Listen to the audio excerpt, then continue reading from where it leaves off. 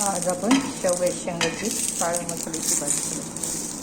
त्याच्यात कांदा टाकला, कढीपत्ता, हिरवी मिरची, आलं हे आपण सगळं टाकलं. खोबरं आपल्याला परतून घ्यायचे.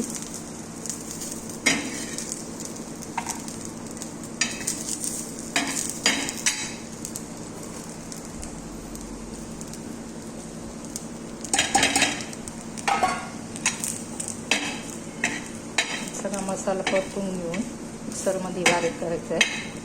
आपल्याला लसूण टाकायचं आहे, काळा मसाला, हे आपलं तिखट ते टाकून आपल्याला हे मिक्सरमध्ये बारीक करायचं आणि डायरेक्ट फोडणी द्यायची.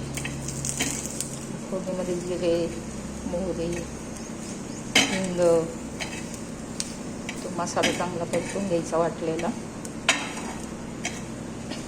आणि मग शेंगा परतून घ्यायच्या आणि मग पाणी टाकायचं, मीठ टाकायचं.